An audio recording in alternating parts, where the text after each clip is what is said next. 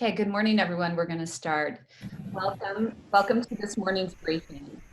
On behalf of the Project Harmony Board of Directors, and anyone who is, can you mute your phone if you are not speaking? Can you mute your phone? I have some good Nebraska wind blowing through.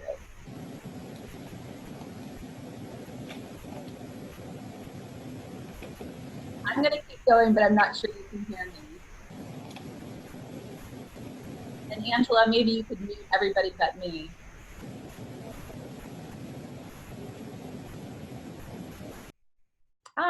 Fabulous. Thank you so much. Okay, I'll start over. Welcome to everybody. On behalf of the Project Harmony Board of Directors, I would like to welcome you to our 2020 virtual update. I am Erin Owen, Chairman of the Board of Directors. Thank you for taking the time out of your busy schedules to be with us this morning. Unprecedented, challenging, uncertain. Never have I heard these words used more frequently in the past year. The coronavirus, or COVID-19, has upended the world as we know it, and things are changing day by day, week by week. It's hard to know what will happen next. However, one thing is for certain, Project Harmony continues to focus on their mission to protect and support children, collaborate with professionals, and engage the community to end child abuse and neglect. All of you have played a part. We are so fortunate to have such a wonderful community of support. And because of you, we felt it is important to share with you the impact COVID-19 has had on Project Harmony, as well as the children and families we serve. Now I would like to introduce to you Project Harmony's Executive Director, Jean Klein. Good morning, everyone, and happy Friday. We want to thank you all for joining us on our first ever virtual update. This was Erin's suggestion that we do a Zoom call with our supporters and key leaders in the community to just give you an update on how Project Harmony is doing during this unprecedented time. So if you have questions throughout the process, feel free to put those in the chat and we'll respond to those as we go through the morning. We do intend to keep this under an hour or right at an hour of your time. So even if you have to jump off, as Angela indicated, we are recording the event and you can have access to view it again or to share it with others if you wish.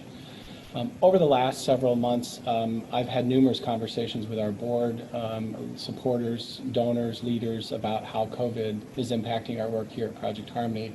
And this year is certainly one we will never forget. None of us could have predicted, nor have we been through anything like this in our lifetime. I recall that Friday afternoon was March 13th, just like it was yesterday, 4 months ago actually now. We pulled all of our partner leaders together in a conference room and we're sitting together to plan for how we were going to get through this potential virus that was on the East Coast. And actually we thought it might take about 2 weeks for us to figure out our game plan during that period. So we created a plan that had us all coming back and fully running again on April 1st, 2 weeks. And as you know, this went from 2 weeks now to several months, I think 4 months this week. And it felt like we wrote multiple plans, kind of the COVID response team plan and then a COVID return to the office plan.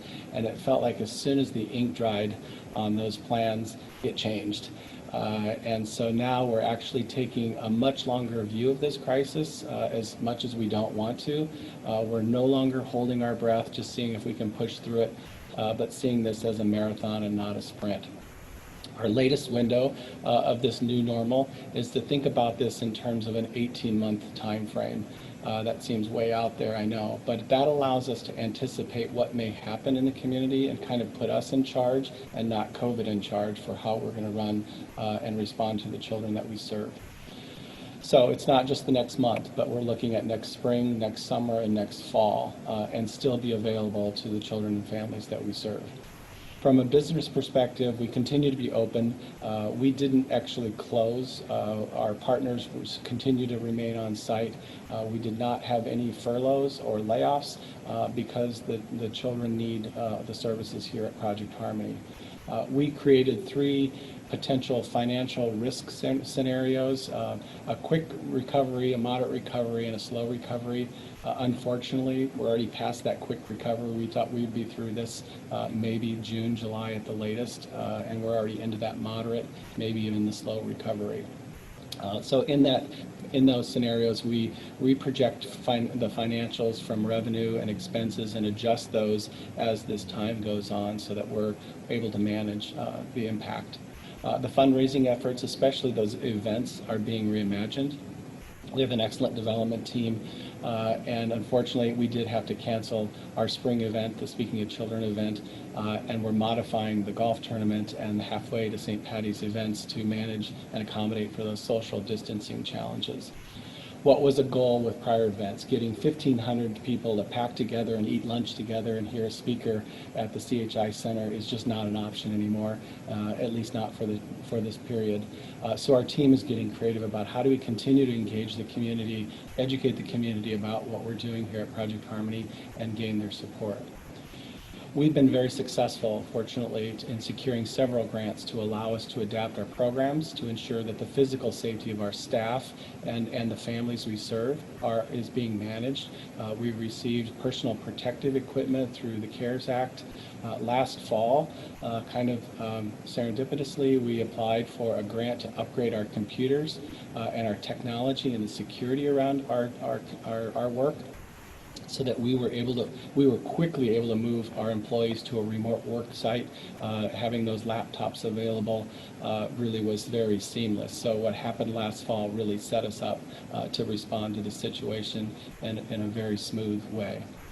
We were also successful in securing the Payroll Protection Program loan through the CARES Act. This was a great relief, allowing us to have 8 weeks of salary coverage with some expenses, operating expenses.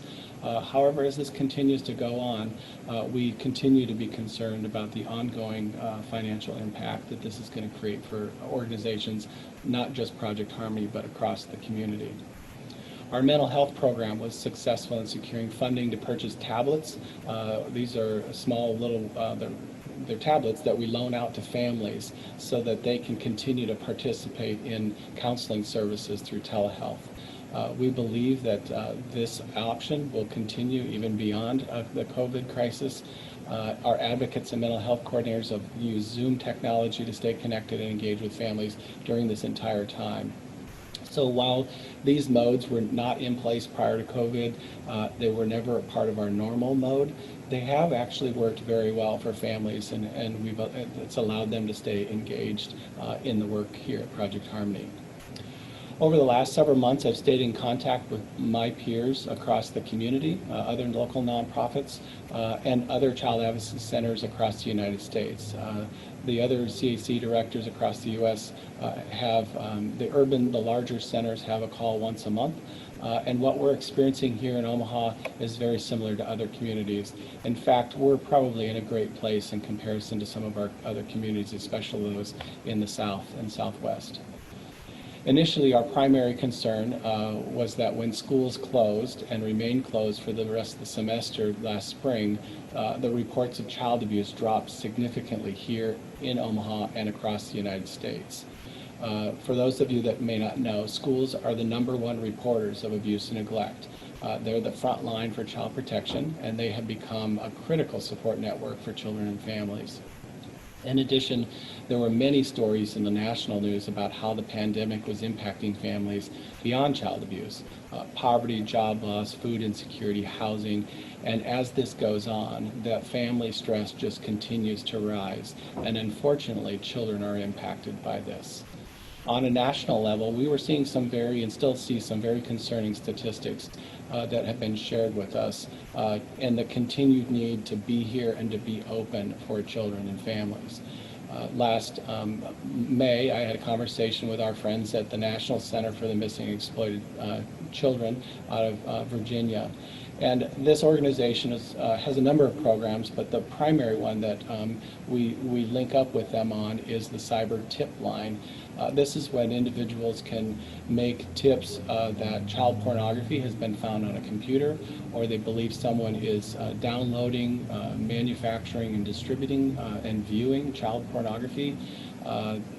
They get a lot of calls from the general public, but most of their calls come from Yahoo and Bing and Google and kind of the search engines, and they do send those tips on to this organization, and then they come back to us when they believe it's a call that originated here in Omaha. And that organization takes, is sad to say, a typical month for them is about 700,000 tips a month come into that call center where they believe someone is using child pornography, manufacturing, sharing, and distributing. And in the month of April and May, those calls jumped from 700,000 to 2.4 million tip calls. So Forbes magazine actually did a story on this, and their kind of line in the story was that people are doing more than just working from home. There was significant increase in child pornography activity during that period. Another national stat that was significant for us came from RAIN, which is the Rape, Abuse, and Incest National Network. They have a very robust national sex abuse hotline. And for the first time in history, they received more calls from children alleging sexual abuse than adults. So what that tells us is that when the schools closed, children reached out to other ways to get help, and were calling what was easy to Google, a national hotline, and then they were linking those calls back to the communities where they came from. Here locally, at Project Harmony, the Child Abuse Hotline, the statewide hotline, is located here, and it's managed by Nebraska Health and Human Services. Amanda Naraki is the leader here for HHS, and she provides our leadership team with a report. Right now it's 3 times a week. We have a morning call where all the leaders get together and we talk about the impact of COVID, what's happening in our community, what's happening nationally, but we're also talking about what's happening with the volume of services that we're seeing. And on a normal day, back in April and May, Amanda reports that the hotline would receive about 300 to 325 calls a day. And that number, once everything shut down, that number dropped to about 150 calls a day during March and April. Fortunately, we are getting back to some normal. She calls it the summer normal. So now that hotline is now seeing about 230 calls a day, which is about what we normally expect during the summer months. So while there was that initial drop, we have seen this come back to some normal expectations, and that's a good sign. What is interesting is that the majority of the referrals continue to come from school teachers and social workers, school social workers. And so what we've learned is that they've stayed very connected to children and families throughout the summer, even though their buildings were closed. They did a lot of Zoom calls and taught courses through Zoom and stayed connected to children, and children used technology to stay connected. Unfortunately, for those children who were on the edge, did reach out and got help through the hotline. We've also had, every Friday morning, I have a call with about 50 other nonprofits here in Omaha, and we've reached out to agencies like the Boys and Girls Club, Girls Inc., Completely Kids, North Star, Child Saving Institute, and a number of mentoring agencies like Avenue Scholars, Big Brothers, Teammates, and are offering their staff training to ensure that those staff and employees of those organizations have the skills to support children who may go to them now to report abuse or neglect.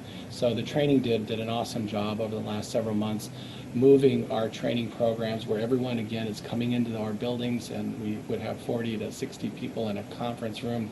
They pushed it all to an online platform, making that available 24/7 to professionals not just across Omaha but across the country. And Nicole Paul, the director of the Training Institute here, shared that on average they're serving about 830 people registered for the programs online every month since April. So since COVID, they've still been able to continue to do that kind of outreach and education. So I'd like to pause for just a second and invite Tracy Shear. I believe Tracy's on the call. Tracy is from the Omaha Police Department, the lieutenant, and I asked her to share a few words about how this is impacting the detectives and the team here at Project Harmony. So there's a lot of faces on the screen. So Tracy, there she is. She's waving down there on the bottom. Tracy, do you just want to share a little bit about your role here with OPD and what you have out here? Not everyone knows what you've got and how this is impacting you all. Yeah, so I'm Tracy Shear. I am the lieutenant with the Child Victims Unit for OPD. We are housed here at Project Harmony. My unit encompasses all child victim crimes, child sexual assault, child abuse. We also deal with child deaths, the larger crimes involving children, and we also have the missing persons unit. There is also another component of OPD out here that is the domestic violence unit and the adult sexual assault unit. So in total out here, there is approximately, I think we're up to 50 employees, a little over 50 employees total for Omaha Police Department. On my side specifically, I have about 25 of those employees, all working for the child victims and the missing persons, mostly missing juveniles. And I'm sorry, what was the other, how is it affecting our people? So obviously OPD has had to institute protections. I'm sorry, I was just a few minutes late. As we're coming in every day, we're taking temperatures, we're making sure that we're wearing masks. Whenever we're involved with the public, we're wearing masks. There has been some open testing for us, trying to provide police officers with the ability to get tests or the ability to stay out of home if they feel they've been exposed to COVID. But it's certainly changed the way that we respond to crimes. And in the beginning, we were trying to hold off as much as we could with encountering suspects because everybody was trying to limit people being in jail and that exposure piece. But we quickly realized that we can't wait for this to end. We have to go out and make these contacts. We have to go out and talk to these suspects and arrest these suspects. So there was a little bit of confusion there in the beginning, but we've rolled with it and we're kind of back up to normal operating standards here. I would say that in the beginning, everything kind of felt like a ghost town. We weren't getting a lot of calls. Things just weren't coming in because everything just stopped. But then quickly we noticed that our missing juveniles were on the rise. A lot of the internet crimes that Jean already talked about that NCMEC was seeing, we're seeing a lot of that, a lot of juveniles reaching out on apps, doing a lot of communication because they have all that time on their hands. And I'd say right now it feels more like a typical summer for our detectives. But I think that if you talk to anybody in this field and in the teaching field, I have a lot of teachers in my family, and everybody feels the impact of what's going on with these kids at home and wanting to get them back into the school so that they can have contact with them. You're muted, Jean. Okay, thank you, Tracy. Appreciate that. Another partner who joined us this month on campus is the Kim Foundation. Some of you may know the Kim Foundation. Julia Heavenstreet is the director of that organization. Julia, there you are. You want to just share a little bit about Kim Foundation? You joined July 1, so right in the middle of all this fun stuff. Go ahead. Well, thank you, Jean, and thank you, everyone, for being here this morning with us. And as Jean said, we joined the Project Harmony campus on July 1, but we have had an ongoing relationship with Project Harmony for many, many years. So this seemed like a very natural fit for us. We really enjoy the community component. A lot of our community partners are there, and so it made good sense for us as an organization to make that transition. We have not actually started working there yet because we are working remotely through August, but we are excited to be there and be with everyone. So those of you who are not familiar with the Kim Foundation, we are a family foundation based here in Omaha, but work throughout the state of Nebraska into Iowa, right now in Indiana, and then also some in Florida as well. But our home base is here, and I'm not going to get into all of our programming today. I talked to Jean just a little bit about some of the highlights I'll give you. We do a lot of engagement and education through the community around mental health and suicide prevention in the schools, churches, community organizations. So as you can imagine, the pandemic really has taken its toll on our programming. And, you know, I will just really, our staff has been amazing and thought outside of the box, and we're really big on finding silver linings. And I think this pandemic, the one silver lining that it's pushed us to do is get creative in how we can reach the community, because mental health is a huge need, and we're finally hearing people starting to talk about it a little bit more, and suicide prevention is necessary in our community. And so how can we still get that message out, have that conversation with folks, and connect them to the resources they need? So two of our biggest programs are our suicide prevention awareness campaign, which is relaunching September 1 with More Tomorrows as the name, and a really hopeful message connecting people to education and knowledge about what to look for and how we can all play a role in suicide prevention. But the unique part about that campaign is we work with Omaha Police Department, Sarpy Sheriff, and Douglas Sheriff, and I see Michelle Bang on there. Well, thanks for being here, Michelle. She is on our advisory board as well. And so they have played a huge role in allowing us to be as successful with our campaign and suicide work as we have. So we have someone on call 24/7 in our LOSS program, Local Outreach to Suicide Survivors. And when a suicide occurs, we can be notified, go out with law enforcement if needed. Otherwise, we do what's considered a delayed call out.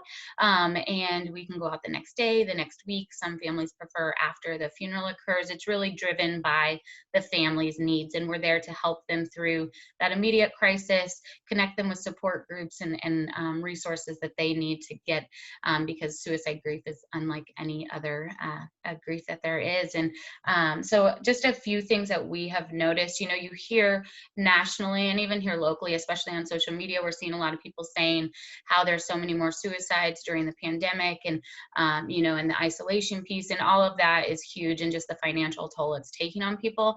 But one thing I think people need to understand is we actually are down significantly in suicide deaths year to date for 2020 than we were last year. We're down by 20 suicide deaths. So that is actually pretty impressive for our community to see our numbers going down when nationally they are going up.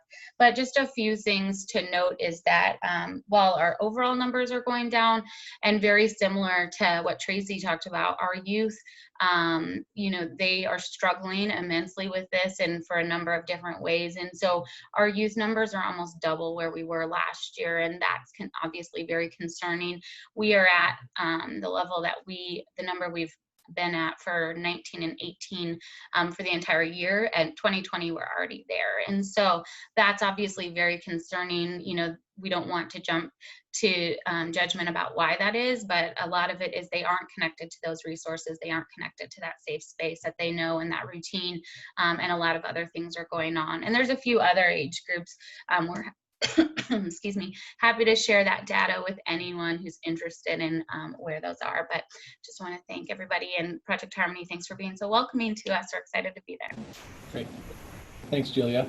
The final area to just give an update on is the Connections program. This is our school-based mental health program that's going for about 5 years now, and I'm going to ask Deb Anderson, our Deputy Director, to give an update on Connections and how the COVID has impacted Connections. Well, good morning, everybody. I'm so glad to see all your faces on this Friday morning.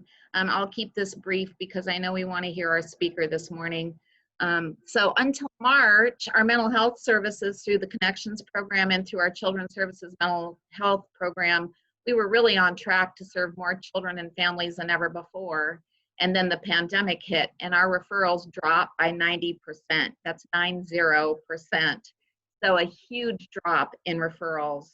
So our immediate response was threefold. The first thing we did is we made sure our providers were connected to telehealth services so that they could start doing telehealth immediately. The second thing we did is we made sure to stay connected to our families. We gave them tablets like Jean mentioned.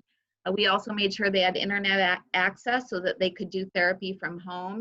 It's like Julia said, having to be creative and help families get those services. And then the third thing is we stayed connected to our school partners because they're the ones that make the referrals to the Connections program, and with school not in session, we weren't getting referrals. So what they told us were they were offering families 4 things: food, housing, utilities, and mental health.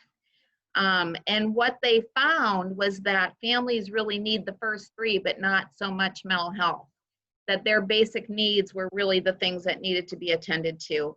And so we had to broaden our definition of what mental health was.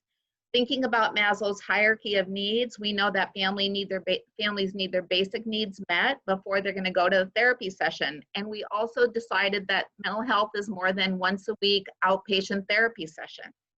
So the way we're serving families' mental health needs now is by helping families navigate all the various food pantries, the housing services, the utility assistance. Just knowing they're there doesn't always mean a family knows how to get them.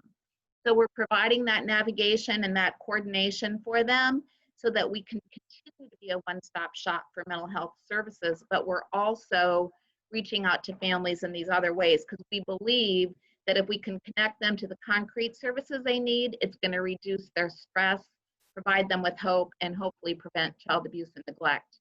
And a final thing we're doing is that we're also, all those agencies that Jean mentioned earlier, like Boys and Girls Club and Completely Kids and Girls Inc., we're also accepting referrals from them.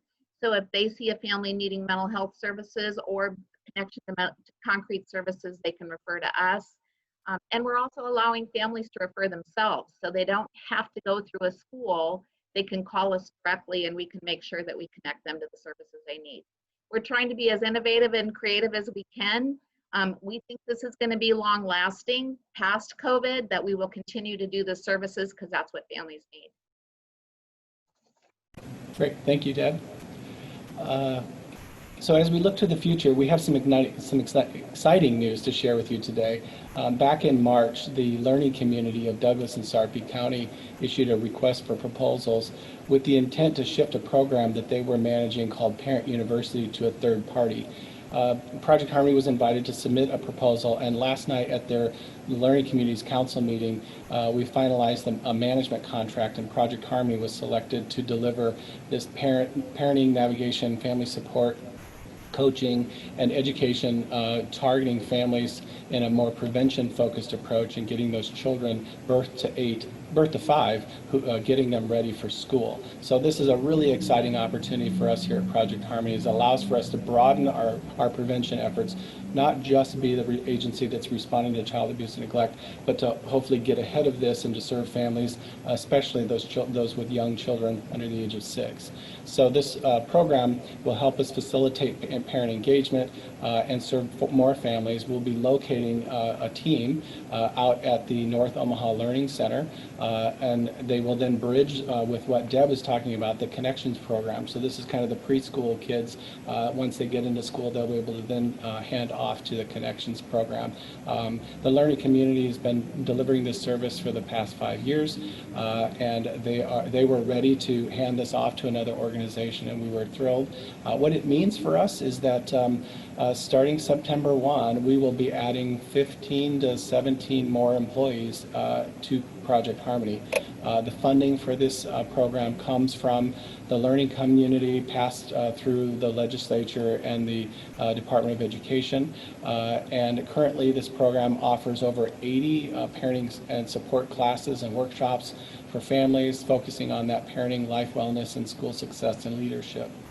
So in my final remarks before we get to Jolene, I just wanted to share a few more stats, knowing that each one of these stats represents a child and a family in a unique situation and a unique circumstance.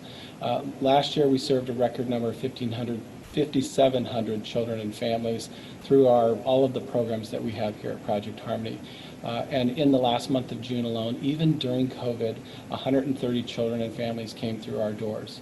And while we strive to create this safe place for children and families on perhaps one of their darkest days, we can see the trepidation and the worry on their little faces, and we're proud of their courage and the trust that they put in the professionals who work here. From our law enforcement, CPS therapists, medical providers, our other nonprofit partners, Lutheran Family Service, Child Saving Institute, now the Kim Foundation, advocates, and everyone coming together to work as one so that we ensure that when that family leaves our doors, they're on a new path of healing. While the COVID period has been incredibly stressful and taxing on our team, they continue to show up. They're creative, they're innovating, and they're adapting to remain relevant and to make that impact. We're starting to feel that surge of cases back in our triage center that's managed by the Child Saving Institute. They're doing an excellent job in providing critical care to children as they transition into foster care or kinship care. In addition, the forensic interview, advocacy, and medical programs this week alone served 2 little girls who were sex trafficked, a young girl and her brother who found their mom deceased as a result of a homicide, and many children who disclosed sexual abuse. As I speak today, we have 5 children scheduled to be interviewed this morning for the evaluation of sexual abuse. So on behalf of those children and their parents, thank you for your interest and for your continued support. So now I'd like to hand it over to Angela Raver, our Director of Communications, who's going to introduce our guest speaker.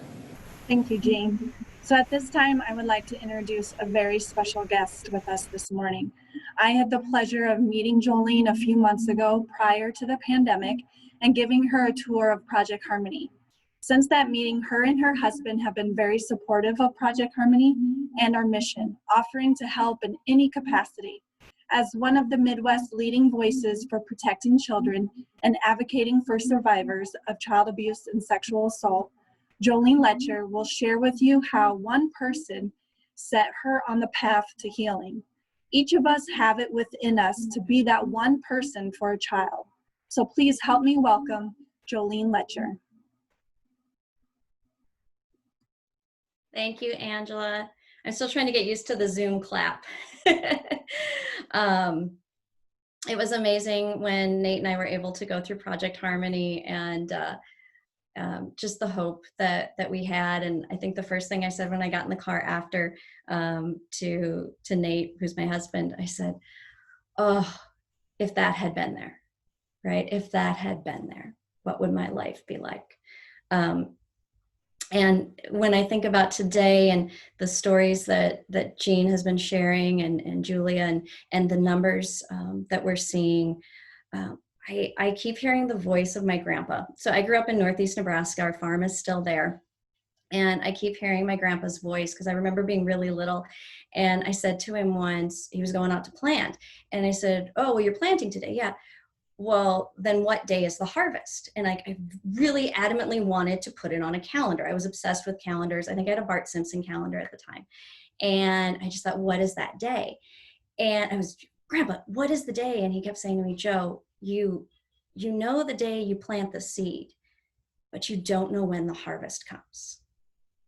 And I think that's what I keep hearing him in my mind as I hear all the amazing work that's going on at Project Harmony and what I know all of you can do in being seeds of change. I grew up in Northeast Nebraska and had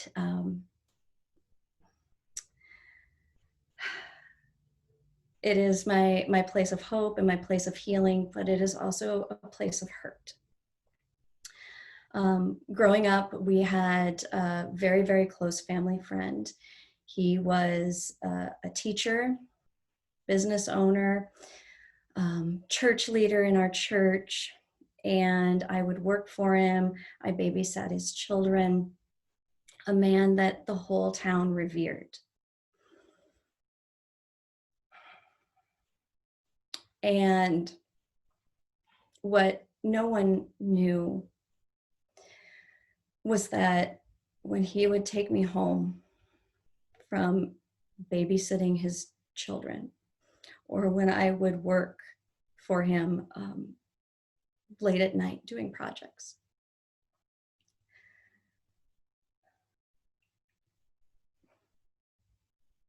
He would violate me. He would put himself and touch me in ways that no child should ever have to have done to them. And the first time he ever did it, he took something away from me. And I didn't know what to do or how to process it. And, you know, this was a man that was so respected. Who was going to believe me, little old me? And he would say to me, you know what you did. After the fact, it was, you know what you did. You know what you did. And I believed it. I thought it was me. And so my survival was pushing back.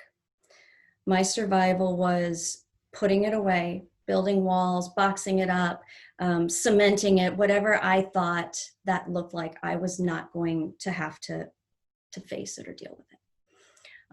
And so I graduated. I went to Northwestern and very much wanted to be on the outside. Everything is perfect, because if everything is perfect from the outside, then everything should be fine on the inside. And I graduated summa cum laude. I came back to work to be a TV reporter and started my career in Sioux City and then in Sioux Falls, in part to spend the last couple months of my grandparents' lives with them. But I don't think I realized either coming back, it brought me to that pain that I hadn't acknowledged, but it was living back there. It was also what brought me to my healing. And so I just went on, right? Life went on. I'm gonna be perfect. Everything's gonna be great. I moved into a corporate communications job in healthcare, decided I was going to start a business. And then, hey, why not? Like, let's throw one more thing on it. Let's go get your MBA. Sure, let's do all of those things. So I decided I was going to get my MBA, and it was through the University of Nebraska. I'm sitting down. I still remember the room. I vividly remember the room. I'm sitting down for my first meeting with my advisor. I barely had met her prior to this. And we start talking about, the same community. She's obviously from Nebraska. Did you know so-and-so? Do you know so-and-so? And then she says his name. And I thought I had left that perfect facade on. I thought I had not given anything away. And she looks at me and she says, what happened to you? And I was like, nothing, moving on, nothing, right? Nothing happened. Let's go, move on. Her four words were a sledgehammer. That's not even weighty enough. They were a wrecking ball to that wall that I had built up. And I went back to my room that night and I cried and I cried and I cried, and I stood in the shower and I cried. And I thought about everything, that pain, that eventually got to where it felt suffocating. And I didn't know what to do. I didn't know how to process it. I had so much hurt in me. I finally reached a point where I thought, I can't do it. I cannot do it. And it's hard for me now to look back on that place because it's so low, right? It's so low, and it is just mountains of pain that are on top of you. And I thought, I can't do it. I'm going to put my family in a better place, and I'm just going to end it. So I still remember I walked up the stairs to our condo at the time, and I thought, we're going to get this done. And I opened every bottle of pills, took them, crawled into bed, and our 2 dogs crawl up next to me. And so there's one on each side.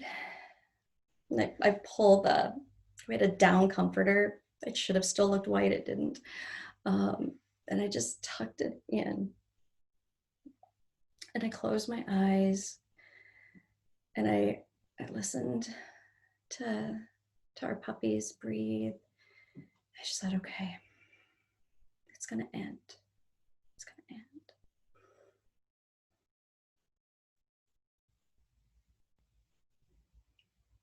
And then I woke up the next day.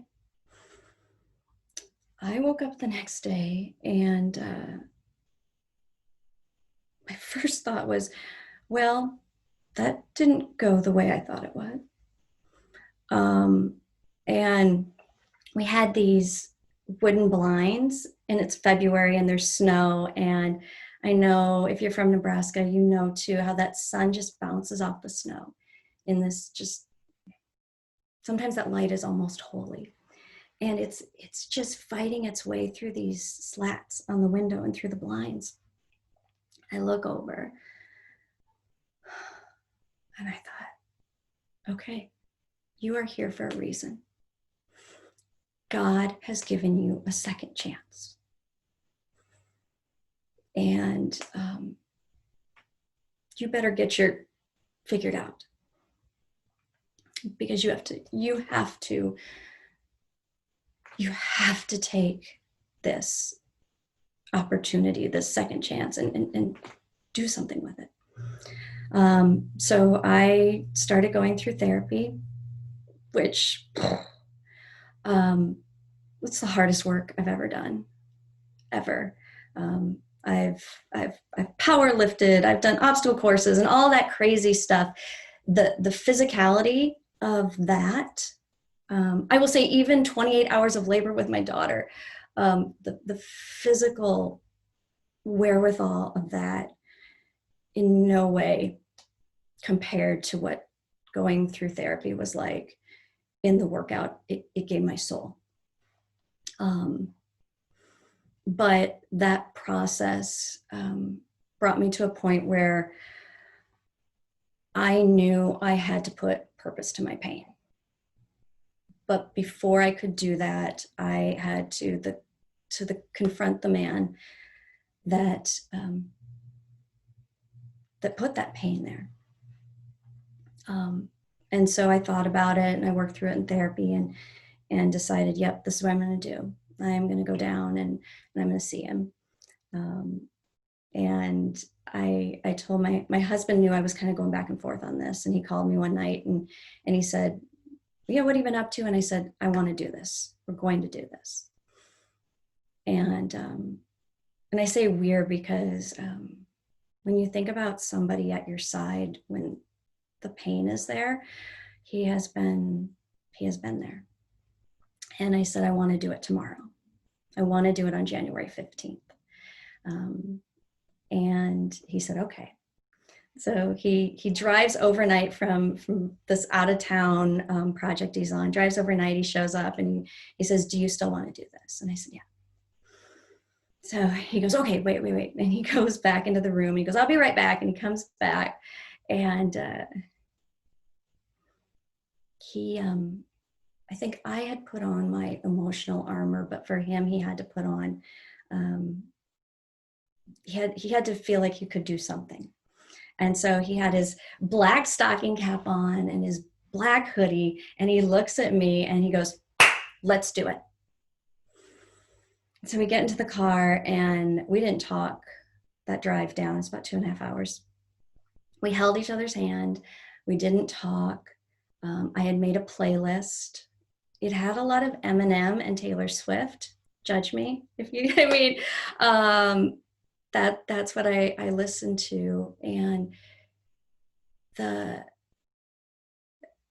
remember as we were coming through just south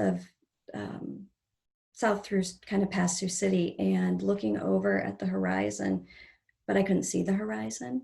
It was foggy, and the sky and the ground with the snow, you couldn't tell any of it. And just kind of taking in that moment.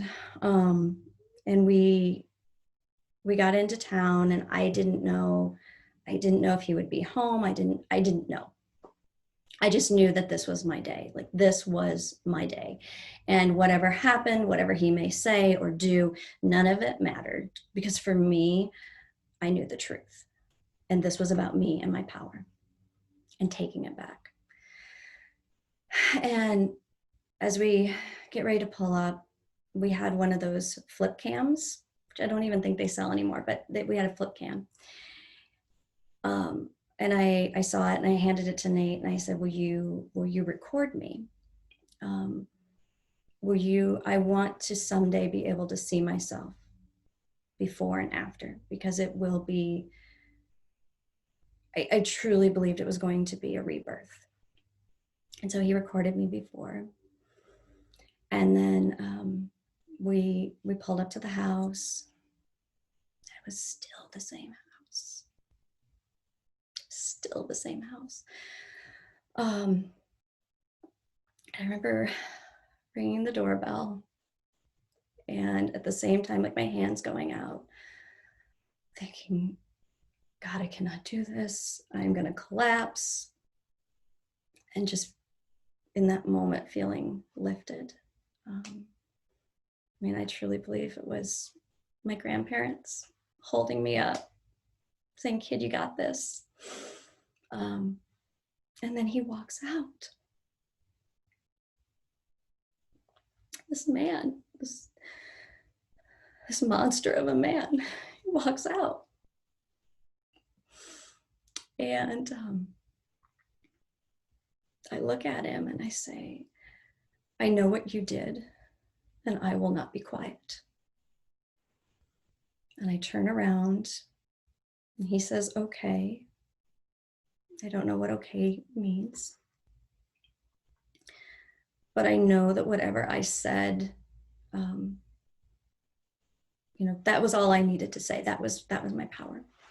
And we got back in the car, and we went like 2 blocks, I think, maybe 2 blocks. And I had Nate record me again. And I think Angela's going to cue that up to share with you. I guess you could say this is like 30 seconds into my rebirth, into my power.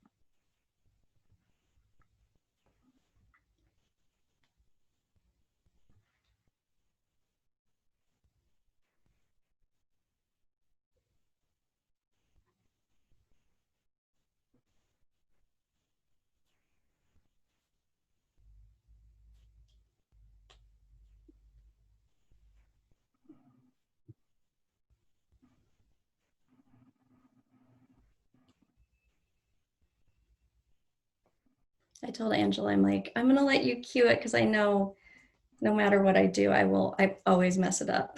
So you guys couldn't hear that, could you?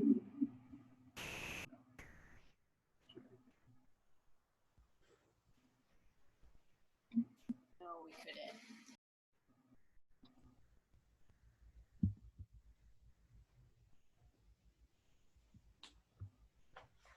couldn't. You know, and when I share that, when I share that video, probably the way you saw it this first time is very much how I experience it, in the sense of I have yet to sit down by myself and fully engage in that moment. But that's not to say I haven't been empowered by that moment and I haven't been fueled by it. And for me, January 15th is my second birthday. We celebrate it.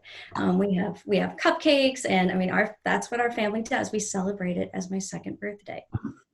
And I knew that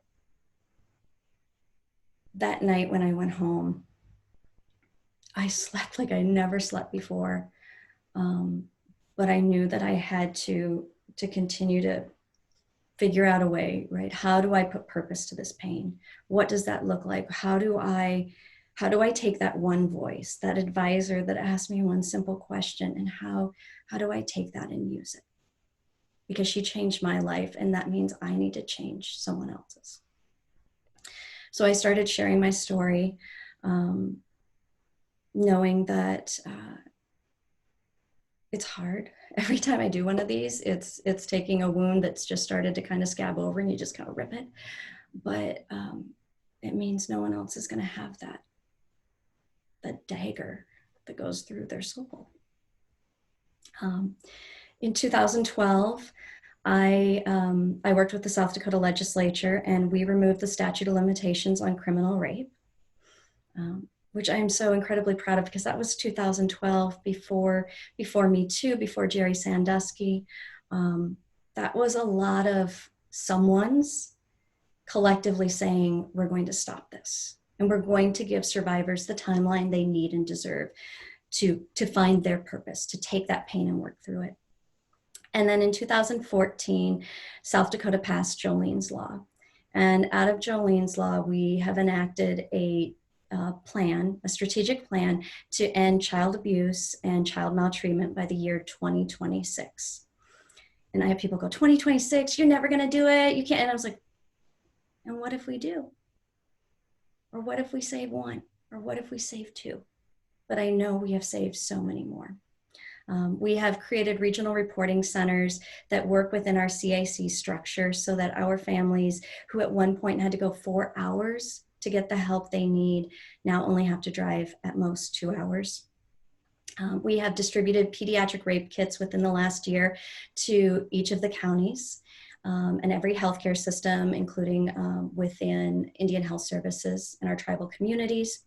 We have trained 25,000 people in 18 months in a state with a population of about 140,000 on how to identify child abuse, how to report it, the impact of trauma in our communities, and how they can do something, how they can be someone. And we've really tried to lift up the power of CACs. Our CACs and the work being done at Project Harmony and across the state of Nebraska, those are seeds, right? Every day, everybody that walks in there is what my grandpa said, right? They are seeds. And the difference being, they're not only seeds, they are there for the harvest, right? The harvest of healing, the harvest of hope that each one of these kids deserve. Each one of the 5 children that are going to walk through that door today deserve that and need that. And we know that in this time, it's probably even more critical to support our survivors and the network that holds them up, because there are also so many trauma points. I can tell you, for me personally, I am an advocate, wear your mask. but I at times really struggle being around people with masks because it takes me back. It just brings back a lot of pain. There are some trigger points there. And so we have to be, I think, aware of that, but know how important being someone for somebody is when they feel like nobody. That's what my advisor was.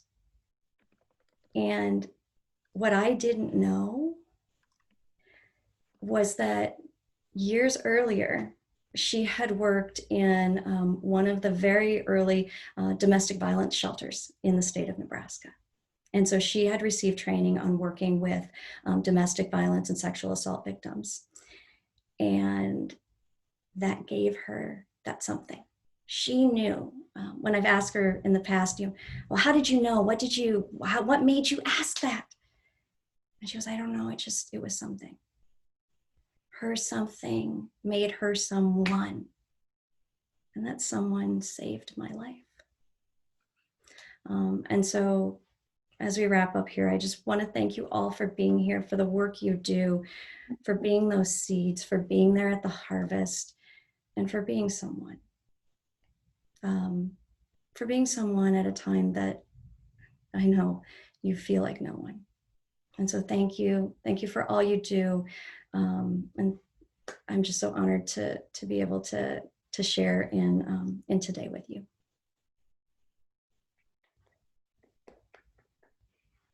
Wow. Wow. Jolene, you're amazing. Here's some things I wrote down that I heard you say. Holy light as a message, purpose to my pain. I will not be quiet. Seeds of change. And your grandfather's words that we don't know when the harvest will be ready, and how that aligns to the new South Dakota law when we don't know when a child is ready to share their story. And then you said the time to be with someone is when they feel like nobody. Incredible. Jolene, thank you for courageously sharing your experiences with us this morning and for inspiring each of us to be someone in the life of a child and also offering hope. Through your story, it's clear that together we can end child abuse, but to do this, we all have to have a stake in it. You made us feel like a part of the solution this morning. Thank you for being a special ambassador for the children of Project Harmony, and also, of course, any of the children that you're servicing and helping in South Dakota. And to the rest of you, on behalf of each and every one of the children who found the courage to use their voice without fear, thank you for your continued interest, encouragement, and support. The innovation and collaboration of Project Harmony is remarkable, and the need for response and preventative services is greater than ever. It is evident our support is critical. In recognition of National Be Someone Day on July 21st, here are a few ways we can all support Project Harmony and be someone in the life of a child. Pledge to be someone in the life of a child and encourage your friends and family to do so as well. Let the children in your life know how much you care about them and that you're a trusted adult that they can talk to and rely on. Learn to recognize child abuse and neglect and how to respond as a mandatory reporter. Support organizations that support children.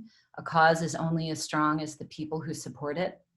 Attend one of Project Harmony's upcoming events that can be found on their website. So those are just some of the ideas on how to be someone. Thank you again for taking time out of your busy schedules to join us this morning. For those of you who are available to stay on a little longer, we'd be happy to answer any questions you might have. Thank you and enjoy the rest of your morning and the weekend.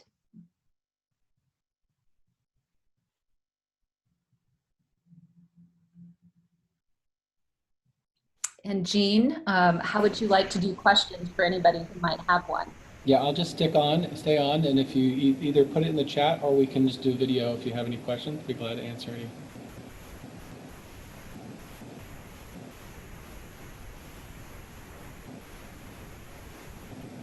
So Jean, I have a question. Yes. While people are thinking of theirs. So South Dakota has a law because of Jolene. Does Nebraska have that same law? Is the statutory of limitations been lifted in Nebraska? Yeah, it was lifted in about 2007, I think, somewhere around there. We didn't have one prior to that, and several folks came together and allowed for, there was always one on felony cases. It was the civil cases that there wasn't a law, and now we have one. Prior to that, it was some convoluted law that said it was so many years after you turned 18 or prior to or after the abuse had occurred. It was really complicated, so they removed that requirement. And it sounds like South Dakota, through Jolene's work, is very innovative. I'm wondering if there's any ideas that South Dakota is doing that we can be looking at for legislative ideas here in Nebraska. Absolutely. We need to connect. We are part of a network of child advocacy centers now. Ivy Svoboda is our director of the Nebraska Alliance of Child Advocacy Centers. So we have 7 centers in Nebraska and 9 satellites. I know that Ivy is on regular calls with the folks in South Dakota and that network. Today there are 900 centers, more than 900 centers across the United States. When we started Project Harmony, I think there were about 30 centers across the U.S. So this model, this CAC model, has grown exponentially, is that the right word, across the U.S. And as a best practice of how to respond to children in these situations. You know, and now we're brainstorming on how to do more things in Nebraska, and I don't see it. Does anyone else have any questions while we're talking about this?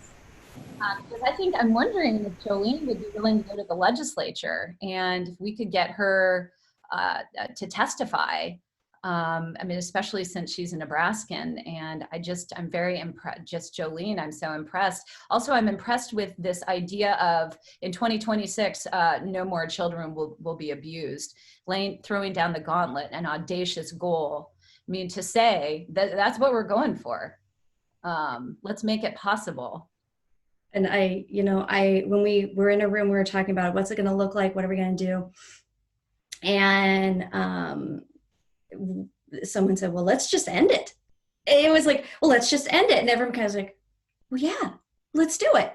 Right. I mean, that's what we're all working toward. And I think that's, I love that. I love that we're just like, boom, this is where we're going to go. And this is what we're going to do. And I think we had presented the governor with a 135-page strategic plan was initially what we brought forward. And are in the process of kind of revamping it as we go. But I didn't mention initially, but we are launching next month, actually, here in a couple of weeks, a child and adult advocacy studies certification through our Regental system, which eventually we will be growing into a minor, a major, and hopefully we would love it to be a master's program. And along with that, the long-term plan also with that is that anyone at any of the schools that are covered by our Board of Regents that majors in a major that deals with children. So there are very few that don't, but criminal justice, pre-med, education, in order to graduate would have a mandatory 3-credit-hour class dealing with child maltreatment, child sexual abuse, and the impact of trauma on communities. So that we are sending literally thousands of voices out into the community, thousands of responders, and hoping that, that helps too. Incredible. And please, you could put questions in chat or just jump into this.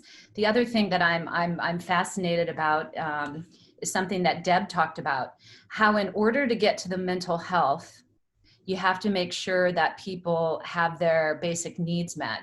And that Project Harmony is taking it upon themselves to help with those things in order to get to the core service of where they need to go. I think, Deb, that was also an incredible, all of the extra steps on top of the hard work of mental health, but that's the job and that's what you have to do. And how much harder has that been for you, Deb? Well, we're just getting started in it right now, Erin, and so we're working closely with the school social workers, especially in OPS, to help identify families that have those needs. It's going to be a challenge because I think families are just trying to get their day-to-day, they're just trying to get through the day right now. And we know that there are a lot of mental health needs out there, but boy, do we need to reach out to them and figure out whatever we can do to get to them to help meet those needs. So it's going to be a challenge, but good one. Yeah. and then the addition of the Kim Foundation. And is she still on? Are you still on? Oh, she's not, okay. But the increases that we're seeing in suicide rates, and how we have the schools disconnected now because of COVID. So I'm thrilled that the Kim Foundation, Jean, is now also a part of your ecosystem of these organizations that come together to try and look at all of the needs of children. And we also still have Jesse Rasmussen on the call, who was the state legislator who created in Nebraska the need for child advocacy centers. Jesse, are you still on and listening?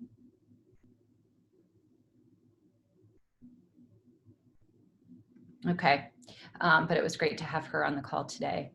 Are there any other questions that we have from anyone? Okay, Jean, I'll turn it over to you. Okay, that's it. Thank you all. I appreciate you sticking around and joining us on this day. I think the technology worked out. Unfortunately, Jolene, we couldn't get that audio figured out, but from what I've seen in the chat, all they needed to see was your face and you could feel it. So sometimes things work out just the way they're supposed to. So thank you, Jolene, for your inspiration to all of us and kind of grounding us. You know, in the middle of this COVID thing, we can get so focused on masks and gloves and sanitizers and all that stuff that we maybe forget why we're doing what we're doing. And you kind of brought us back home. So I appreciate that. Thank you all. Have a great Friday.